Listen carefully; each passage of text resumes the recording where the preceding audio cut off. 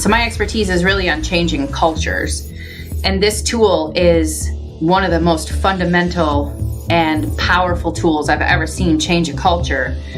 But it's because it goes, it's provided organization wide, but it involves the loved ones at home. So you're not just stopping this and treating it like it's a resource while you're on the job. But then when you punch out at the end of the day, you don't have to worry about it anymore. No, this is a life change. And it requires the help of the people who love you the most.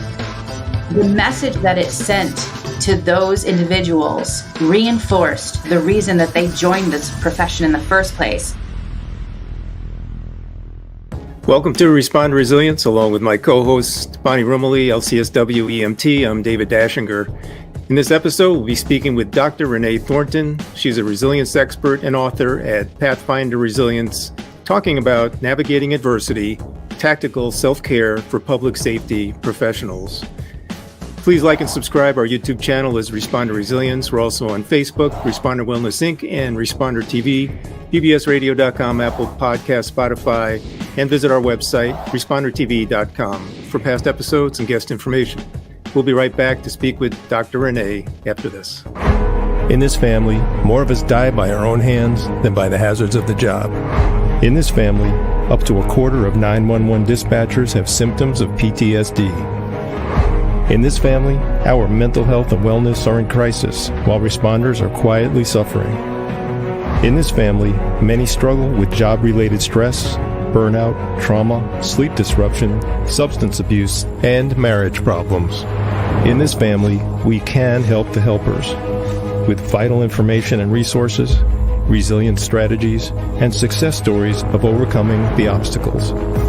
In this family, no one is alone. Welcome to Responder Resilience with co-hosts retired Lieutenant David Dashinger, Dr. Stacy Raymond, and Bonnie Rumley, LCSW EMTB.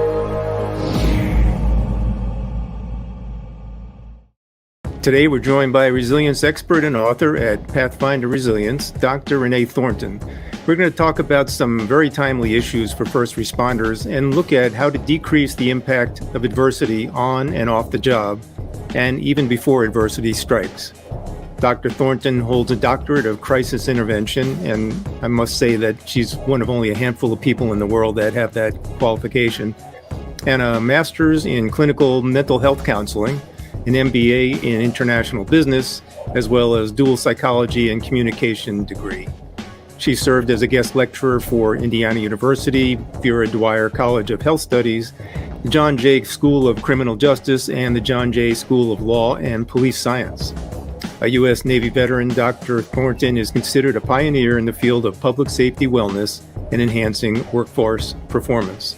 She's worked with numerous law enforcement agencies focusing on improving individual health and its implications on recruiting and retention, risk management, and organizational behavior. Dr. Thornton, welcome to Responder Resilience.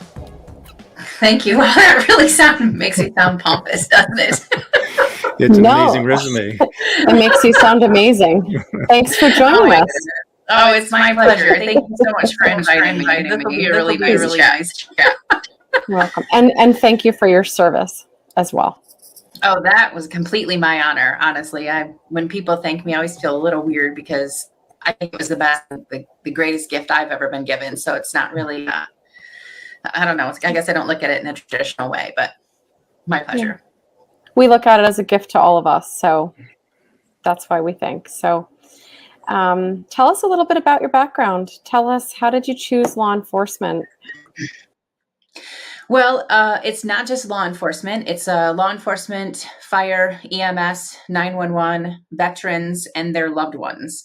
So it's quite the audience. But it's all public safety centric at this point in particular. And the reason for that is because as a veteran, when I got out of the military, one of the first things that my friends and I and my shipmates who were also leaving about the same time as me, we decided that we would stay connected. And there were about a half a dozen of us. And we regularly got together. We would come together in Nashville. It's like a central location for us. And just do check-ins, see how things were doing, catch up, stay connected. That was really, really important. And one day when we all came together, one of our members wasn't there. And we were all really surprised by this because he'd never missed a meeting. We'd all spoken beforehand and was under the impression he would be joining us. And we found out that he'd actually committed suicide. So before psychological autopsy was a term inside of the public safety community, I actually went down to where he lived and I walked back his life. And my assumption when I started that journey was that the trigger point for his suicide must have had something to do with his military service and some of the things that we had lived through and seen. And what I discovered was that that wasn't the case. His biggest struggle, and that of a lot of us, was assimilating into the civilian world after leaving a very organized, very purpose-driven lifestyle. And, I started to speak with my other shipmates and I said, what was difficult about leaving for you? And the funniest response that I got that resonated so much with me and so many others is I would get up in the morning and open my closet and I would not know what to wear. I owned a pair of jeans and a t-shirt, no uniforms. There wasn't a uniform of the day. And I had to start all over from scratch, trying to figure out, what am I supposed to even wear today? We are always deciding what we wear in the military based on the duties of the day. When you don't have that, you don't have that. You just, you lose your footing. And what I learned over the course of time working with the veteran community and with public safety is that we're not struggling with the trauma nearly as much as we're struggling with the day-to-day. And I think that life skills are things that we are not necessarily taught anymore. And sometimes living life on life's terms can be more than we can handle. We get overwhelmed by it. And the notion that we no longer drive our own future leads us to a hopelessness that leads us to suicide. And that's where he was. So that's how I got involved in what I do today. Well, so some of this obviously crosses over into the world of first responders and particularly transitioning out of active service as a first responder. We've touched on it quite a bit, the loss of identity, the loss of tribe, and how that also factors into that, spiral that some go through leaving the job as they probably do leaving the military. So thank you for bringing all that up. And I wanted to dive into this because there's a lot of words we use in mental health and describing situations or conditions, but is the language we're using actually working, or do we need some new ways to talk about it? That's a great question, David. And what I have found is that words really do matter in this community. The reason for it is because when we focus on mental health, we just naturally activate the stigma that surrounds mental health.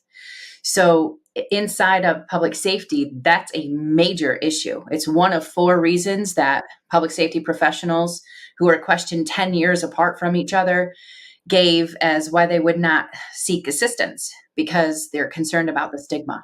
And that answer has not changed.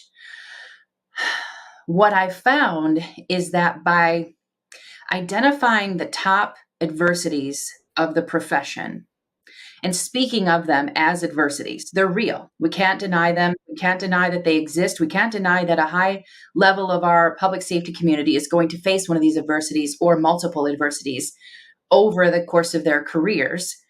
But we can stop acting like mental health is the only answer to how do we address the adversity that is in our life. When you speak mental health terminology, most people are going to shut off their ears and they're going to nod at appropriate places until you're done talking and then leave the room. What we do is, and this was a hard learned lesson for me because I kind of went into it, scientifically like, oh, okay, well, this is my theory. This is what I'm going to do. And I was really focused on like the mental health piece of it. Law enforcement and fire taught me to shift my mindset away from that negative aspect of the job and to consider the impact of building positive resources, which we ultimately now call positive wellness capital. And every bit of science and every bit of research and every bit of study that I have conducted in the last decade has really been focused on the influence of very specific types of wellness capital on very specific types of adversity. And when this is the verbiage that you use, you create a common language around positive things inside of an organizational environment, the stigma goes away because we're not talking about mental health anymore. We're talking about building positive capital. So this actually happened 3 years ago. I went into the San Francisco Sheriff's Office, and we started working with them using the Navigating Adversity training program, which is focused on developing 8 different types of wellness capital, and then measuring the influence of that wellness capital on the types of adversity that's most common to the public safety profession. The weirdest thing came from that research. Not only did we, receive the same results that we have been receiving inside of every one of the public safety communities, but we also saw this really interesting phenomena happen where when people would start talking to each other, they stopped using questions like, "How are you doing?" Or "What are you struggling with, right now?" Or "You want to talk about it?" Instead, they were saying things like, "How's your psychological capital going right now? How's your spiritual capital this week?" And so they were opening up about very specific aspects of their being and honestly having conversations around the positive things they're doing to build capital by dimension. And not once were they mentioning any of the adversities, because you don't have to. Everyone already knows which adversity lines up with which type of capital. So when you're talking about spiritual capital, you know that if you are working on building really high levels of it, you're defeating compassion fatigue. And so you don't have to say that. That's just what they know. So now they have a new common language. And since then, they've been speaking to each other. Organizationally, it's become a fabric of the culture, so that stigma has less of a hold. I unloaded 32 years of emotion. This job isn't a joke, and it can hurt you. How does yoga or meditation help with that? Coming to terms with who you are. Nobody calls us because they're having a good day. It's really the suicide that becomes a huge issue. People are more trustworthy with the dog. Sleep deprivation helps them either be better or worse. Completely secretive when we started this. So it's pretty much taboo. Take care of the people next to you. First responders really being open about what they're struggling with. If we know that, let's raise awareness. Brings you together to talk about it, and it tells you you're not alone.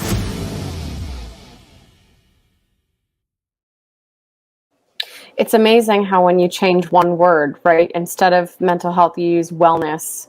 That's more acceptable because wellness encompasses eating and going to the gym and lots of different things, right, that we know.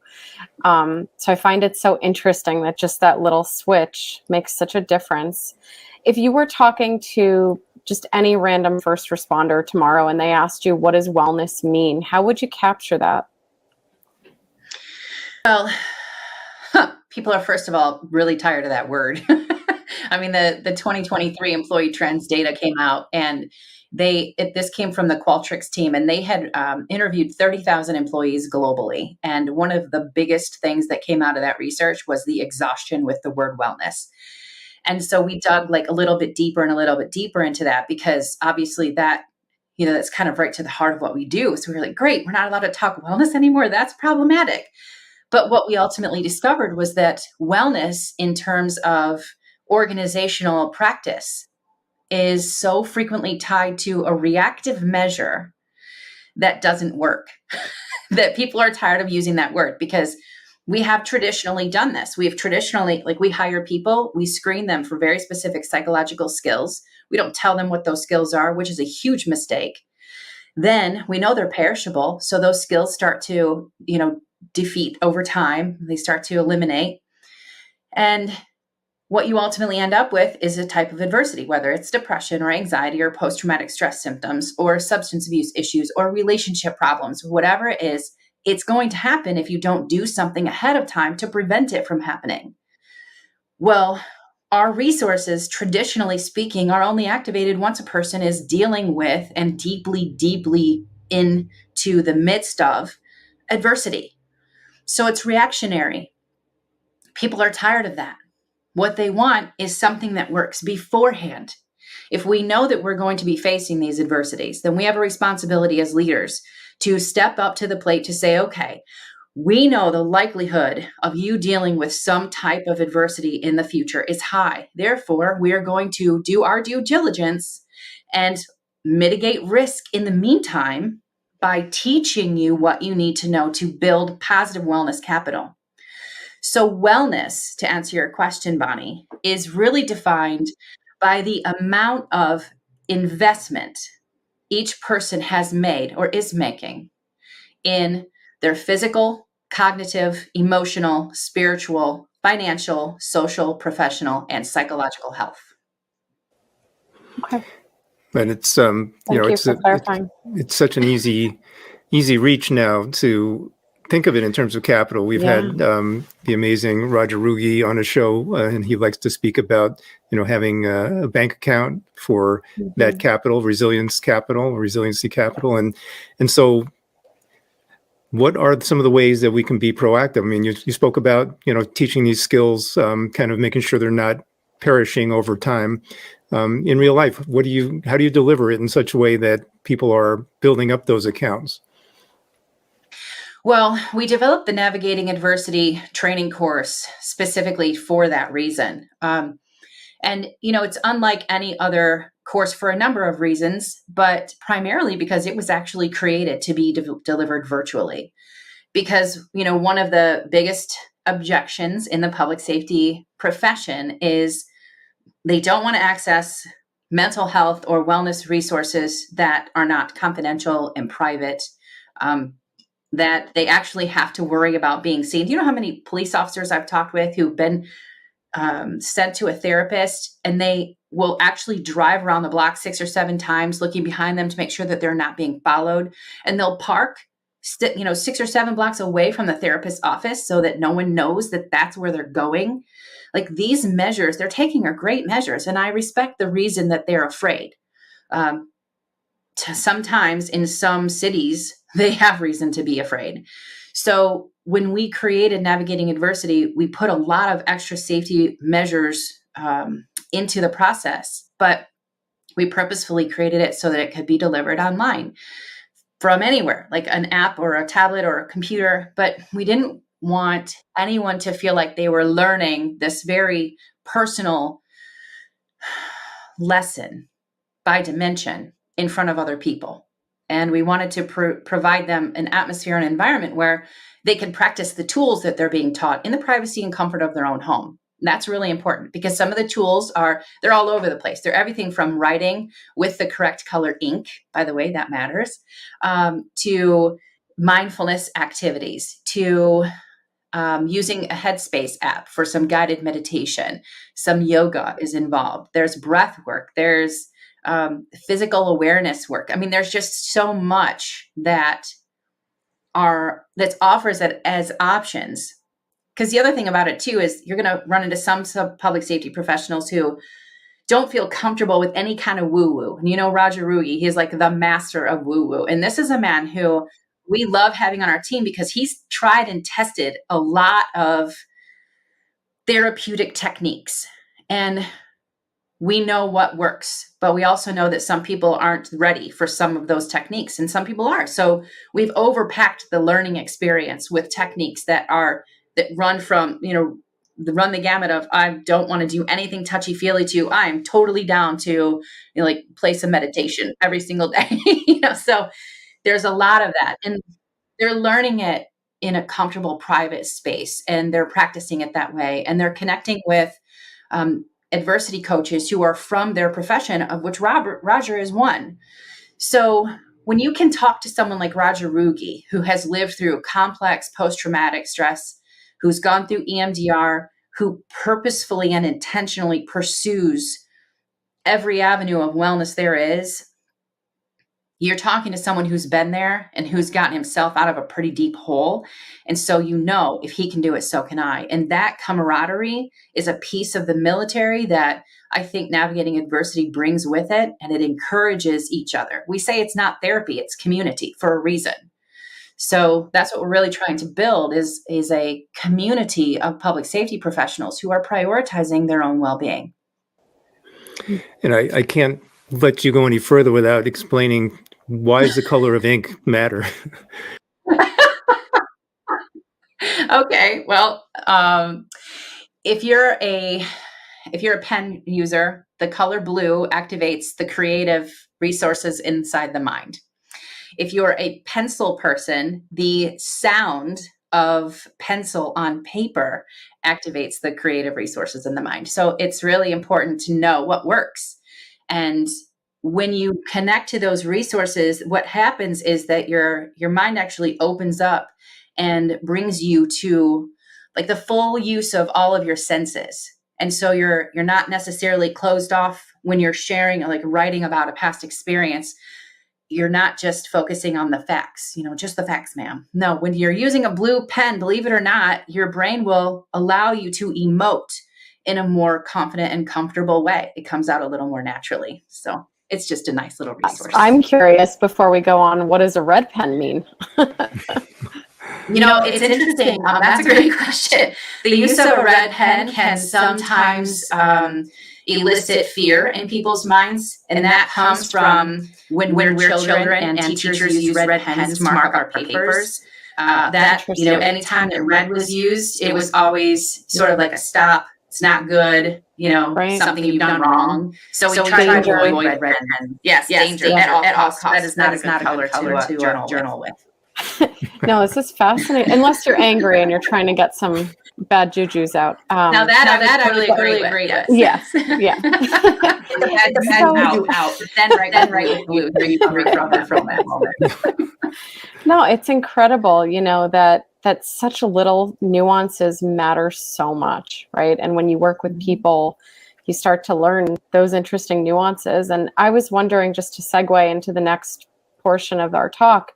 In all of your research and all of your experience, why do you think public service agencies have such a hard time embedding wellness into their culture?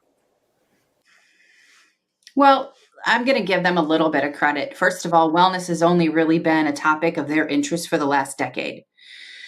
They've taken it seriously, I should say, for the last decade. It's not something they didn't know about before, but it was such a taboo topic that what we had resource-wise was pretty surface level, we'll say. In the last 10 years, I've watched a shift in mindset and a shift in leadership in a lot of departments, which has helped because with younger leaders comes an openness to testing and trying new things and being pioneering. But, the other thing about it is I've only been researching the efficacy of starting from the positive perspective for a decade. And so a lot of the tools that they're activating and using or detailing as a wellness resource, they're really outdated and they're not doing what we want them to do. So we have these tools. They're a part of the culture, if you will. People aren't using them though. And they'll tell you straight up, I'm not calling EAP. Absolutely. I won't do it. I'm not activating my peer support resource. Like I'm dealing with that right now. The department, they don't trust peer support. They love the individuals and they think they're great. But once upon a time, 20 years ago, one of those people who's not even in the department anymore talked about a person without permission. And ever since the trust has been broken and no one's going to use it. So we have our own bias tied to traditional wellness resources, and we will not activate them by and large inside the public safety community. Now, it's appropriate to make sure that we offer those resources because if you don't, then you're definitely failing. But we've only had proof for about a decade that something like navigating adversity, where you're building positive wellness capital up, actually defeats and diminishes the influence of adversity. And so getting the word out and letting people know that they really should be looking for a validated resource, which is a conversation we're not having often enough. That's the challenge that we're at right now, because the snake oil salesmen out there, they've got more money than I do, and they have louder voices and stronger reputations. And unfortunately, they're at every conference piddling their wares to try to make money off of the distress of others, to put it in, very simple terms. So until leaders learn to ask the question, has this been tested inside my community? and against what? So that I know that your, learning outcomes are what we expect them to be. They're going to continue bringing in wellness resources that have very little efficacy. And really, frankly, what we've discovered is that they have a minimal impact time-wise. So it's like going to a motivational seminar. Everybody feels good coming out of a Tony Robbins experience. Everybody can change the world and, become Aladdin. That's not reality. And in about 5 days, that excitement's going to wear off and you're going to be facing reality. And so we have to stop trying to use feel-good methodologies to address real distressful symptoms that people are living with. So that's where we're at. Okay.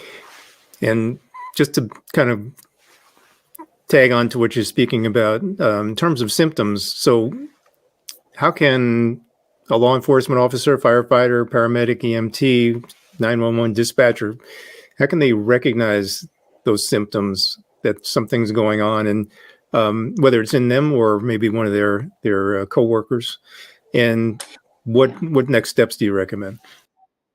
That's a great question. I think the smartest and simplest awareness exercise, I think, for recognizing symptoms of distress is to pay attention to change. That's the biggest thing. If you think about it, when you come into this profession, people are so excited and they're so passionate and they're driven and they're like motivated to make a change, to make a difference, to make an impact on their community, to protect, to serve, to provide a resource when you're in your most dire moment of need. There is a level of true excitement and passion and purpose that's tied to that initial entry into the profession. Leaders need to be responsible enough to get to know their people well enough to be able to identify when something changes. When your attitude shifts, pay attention to that. When you would rather go to the bar rather than go home, pay attention to that. That's not necessarily meaning that you have a drinking problem. It could mean that there's a relationship issue that needs to be addressed at home and you're trying to avoid it. It could be your sleep cycle has changed, and our tendency in public safety is just to point to the job and say, well, that's normal, or suck it up. It'll fix itself. We'll deal with that another day. A sleep cycle change is an early indication that there's a problem, whether that's an anxiety issue or a depression issue or a post-traumatic stress issue. Hypervigilance is another one of those things. If you find yourself being jumpy unnecessarily or constantly watchful, you're not shutting down your sympathetic nervous system properly at the end of the day. I mean, that's the other thing. We're not really teaching people about sympathetic dominance and the disorder that attaches to that. More importantly, if we would just teach people how to activate their parasympathetic systems, then they would train their brain to come down off of that high. So it's just an awareness thing. It's like noticing the changes that take place and then stopping long enough to address those changes and figure out what is at the root causing the problem. If you can do that, you're way ahead of the game. Come on.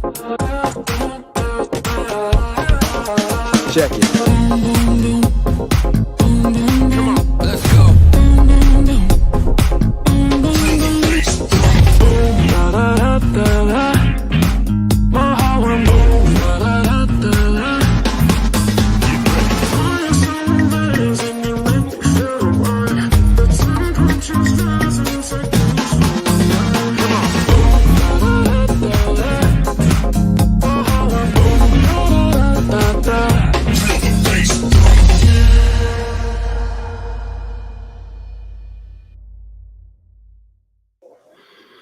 One of the key things I see with working with first responders is, we can talk in the office about how to calm down. We can talk about the amygdala. We can talk about all the strategies to use.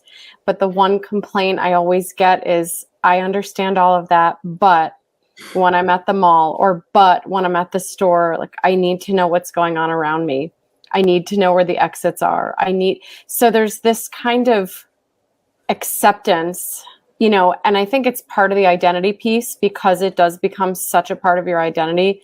They say things like, well, I can't unlearn that.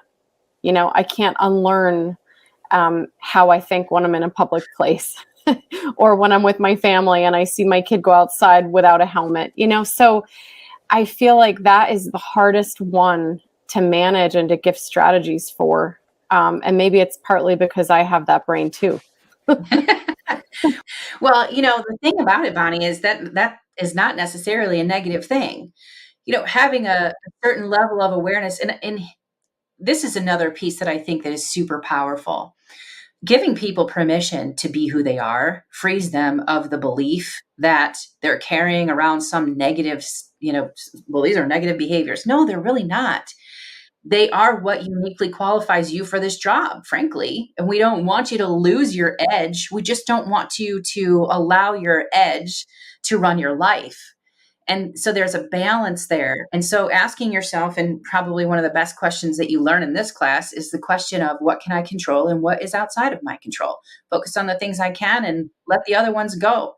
But the other thing is, back to that, we hire you for very specific psychological skills.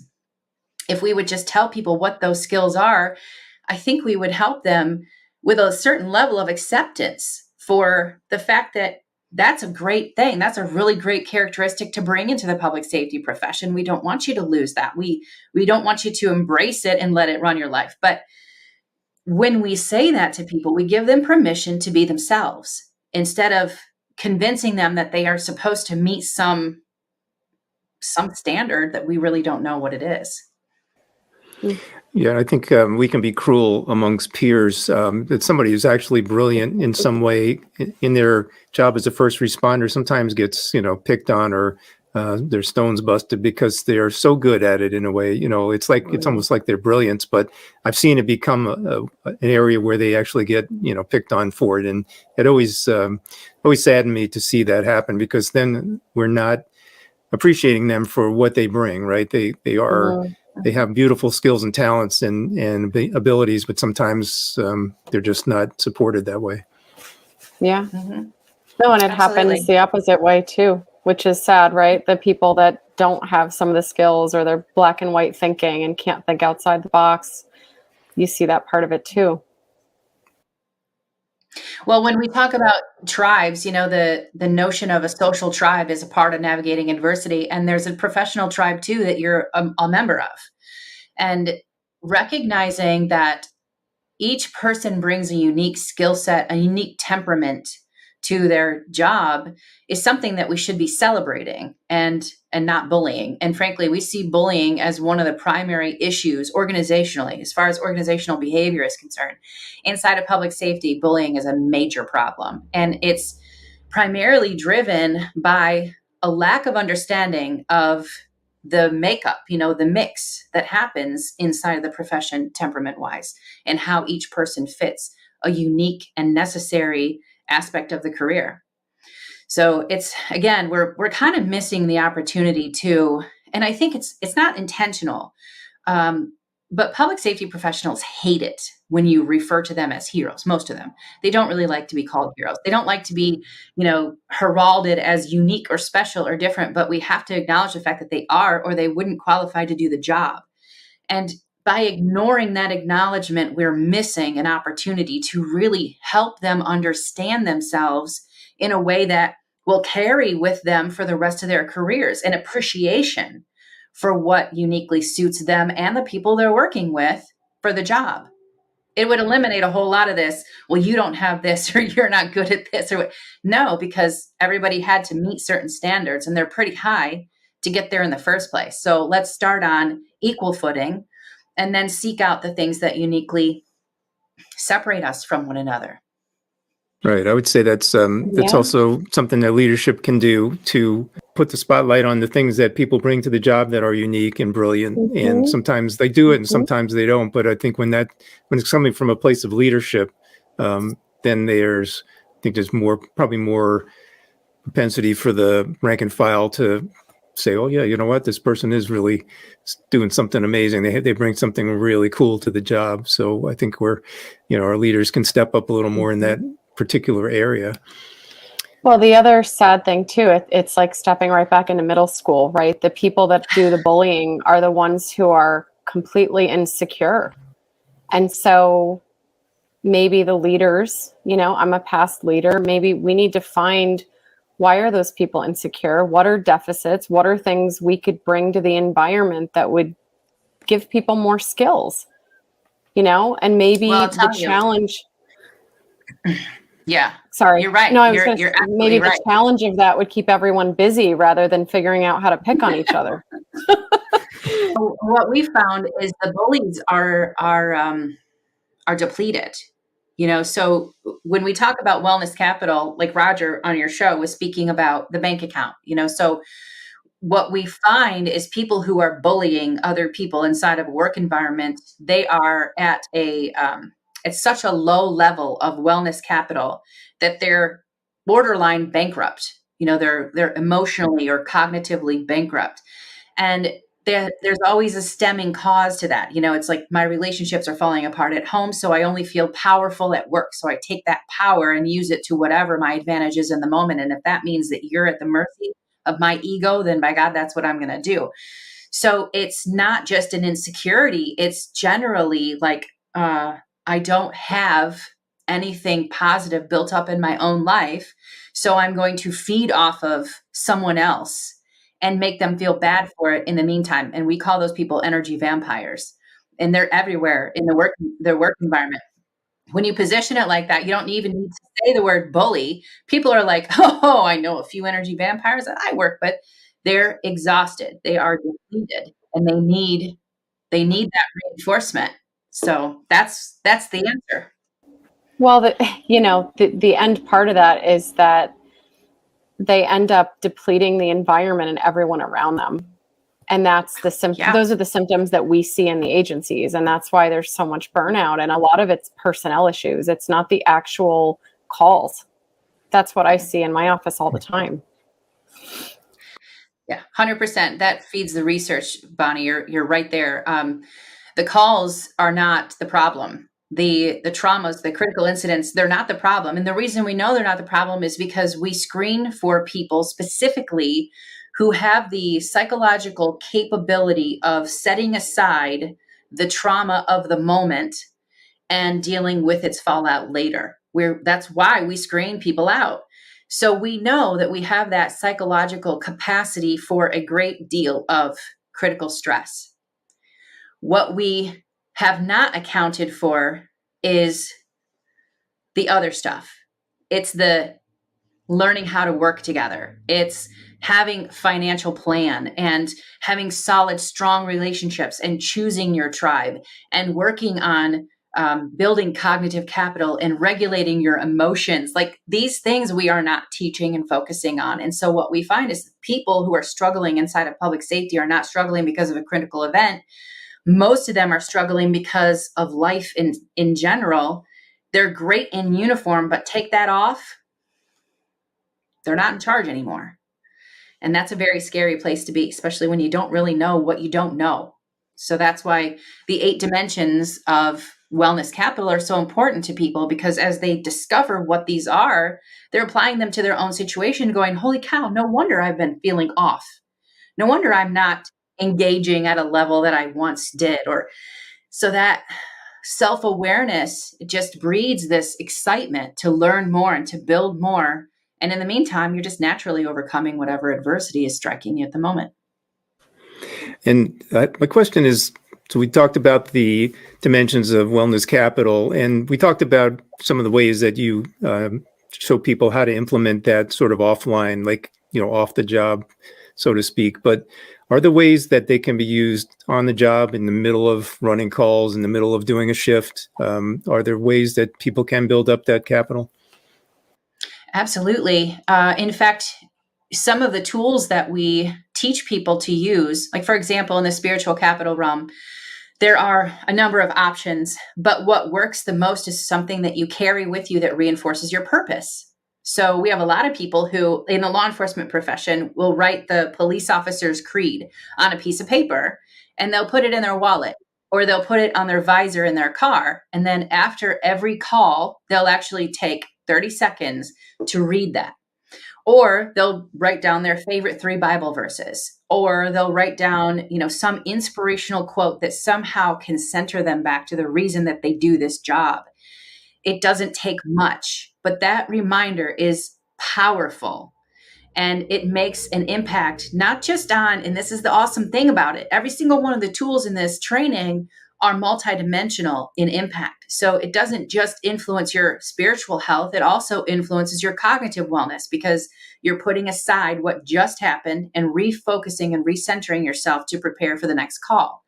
It reinforces your emotional health because, again, you're connecting to the reason you're doing this job. And there's a gratefulness activity that people can learn how to do. I mean, there are just a ton of them. So it's on the job.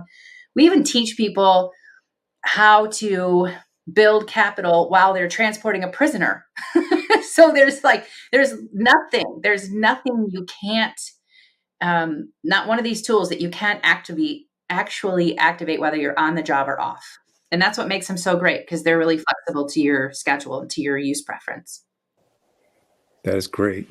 This is fascinating stuff. And I think you're doing such great work, and you're finding ways to integrate it into the daily life, because that's the other obstacle that occurs, right? Is I don't have the time for that, or it's not just presented to me, so therefore I'm not going to do it. But you're giving people these tangible small changes. And it's the small changes with consistency that really make change over time. Absolutely. Well, and we also engage the most powerful resource that we have at our disposal, which is the loved one at home. I'm like, when we do this, we obviously, it comes through the organization, right? So that the agency says, we're going to do this. Everyone in the agency is going to go through navigating adversity, and you're going to learn about the adversities that are common in this profession. But more importantly, you're going to learn how to build really positive self-care resources and habits and practices. Oh, and by the way, you can invite your spouse to also take the class, so that when you go home, you can reinforce this stuff, and he or she can say, how do we do this at home? And then they make it happen, which is so often what our loved ones want. But, we kind of, when we're in that public safety world, it's like we're closing the door to our loved ones, and we don't overshare too much with them. So depending on the couple, someone could come home and say absolutely nothing about their day, or someone could come home and just verbal diarrhea their entire experience. But that loved one, they've been asking for years to be a more integral part of the public safety world and to learn how to support the people they love the most. So why would we leave them out of this experience? No, I'm finding that the spouses are the ones saying, you do have time for this. You want to know why? Because we just made some. And then it changes the whole family dynamic, because you can invite your kids to be a participant in it and teach them some really healthy coping mechanisms. So it really should be. So my expertise is really on changing cultures. And this tool is one of the most fundamental and powerful tools I've ever seen change a culture. But it's because it goes, it's provided organization wide, but it involves the loved ones at home. So you're not just stopping this and treating it like it's a resource while you're on the job. But then when you punch out at the end of the day, you don't have to worry about it anymore. No, this is a life change, and it requires the help of the people who love you the most. So they participate in it as well, if they want to. Well, it's powerful too, because again, talking about transitioning out of a career or anything that's a tribe like that, when you're done, you have your first family is who you go home to. And if you've established a baseline, a foundation like you're describing, it must make a powerful impact in a positive way. Well, we're finding in our research that the impact to the individual's wellness increases by 30% when a loved one is involved. That's a tremendous number. So if you can deliver this individually, it does help. You can deliver this workforce wide, and then you're changing the culture of your organization. And we even teach organizational leaders, like, how do you use the fact that this is an organizational wide self-care endeavor in your recruiting verbiage? Because now people who are looking for a job are looking for culture fit, and they don't want to be treated like a number, and they want that backed up with action. Well, there's no more powerful way of telling someone we care about you than to bring them into a career path that says, first things first, you're going to make yourself the priority because you can't help if you're empty, you know? So that changes the fabric of the culture. And then things change in the family when they feel like they're part of the solution instead of part of the problem. Amazing. But we've covered a lot of incredible material and it's a lot to unpack and digest, but is there anything that we didn't cover you'd like to speak about? We did cover a lot. I don't know. I don't think so. I mean, I think it's really important for people to know that we have different versions of navigating adversity for different public safety demographics. And that's to honor the nuances. You know, the 911 operators' challenges are different from the law enforcement officers' challenges, and they're different from the fire professionals' challenge. We also have the opportunity for couples to go through this together, which is different from the loved ones version because loved ones are not always couples, and couples approach things differently, right? So when they're a united front, then it's all about how do you integrate this into our relationship and into our, individual selves. And we, it's funny, we offer different support to the community in really non-traditional ways. So for example, my son is a content creator on YouTube. Like, I don't know if you guys are familiar with like what the content creator universe is like, but he's basically a gamer. But he's an entrepreneur and he runs his own YouTube business. Well, people find that they're struggling right now to effectively communicate boundaries and things with their kids because they're very technologically driven. And there's that gap there. Well, part of culture change, particularly for more progressive leaders in public safety, is to care about what kind of a toll being a parent is taking on their employees. That's been one of the most common sort of challenges that's come up over the years that I've heard from people on the force or in the 911 centers. I can't focus at work because I'm worried about this situation, and it has to do with my kid and his gaming tendencies and his anger issues and, fill in the blanks. So I actually started a class, like a training workshop for parents who are trying to raise healthy gamers, healthy kids in this world of technology. And the only reason I bring that up is because the impact on the attitudes of the people inside of a police department, and I'm talking like SWAT guys and very serious people who you would never in a million years even guess that they emotionally cared so much about what's going on with their teenager. They were in so much strife over how to communicate effectively with their kids that it was distracting them on the job. The department said, well, let's do this workshop and let's see what happens. So we did the workshop and holy smokes. People were just like, wait a minute, the department isn't putting us through yet another training class. This is actually something that's helping us on a personal and individual familial level. The lessons they learned were awesome, of course, because it's a great class. I'm not trying to plug it or anything, but it's really fun. But the message that it sent to those individuals reinforced the reason that they joined this profession in the first place. And afterwards, I've talked with every single person who was there, and every one of them resoundingly said, I feel more connected to my command now than ever before. I'm not going anywhere. So as a retention strategy, it kind of like rose to the top, like, wait a minute, all we have to do is do something that shows that we care about their life outside of the job. Duh. Exactly. That's pretty simple when you think about it. It's such a long way. Right. It's it does not go a traditional a long way. thought. It's not. Yeah. It's not Right. what we've ever been trained to think. It's not how Right. we approach No. problems.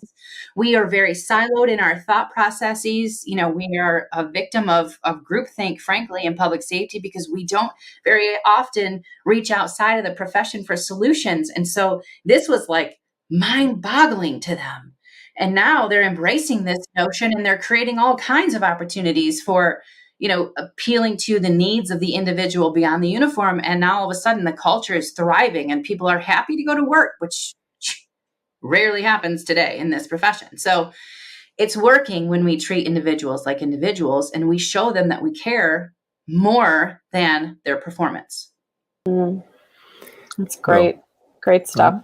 Absolutely great. And where can people find you? Kind of learn more about your work and your training on the internet or social media? Okay, well, navigatingadversity.com is the website that speaks specifically to the Tactical Self-Care Training Program. And PathfinderResilience.com is the website for our company that talks about culture and some of the culture work that we do. And then you can email me directly too, Renee@PathfinderResilience.com. Great. Well, this has really been great. Thank you so much, Dr. Renee. My pleasure. I've enjoyed every minute of it.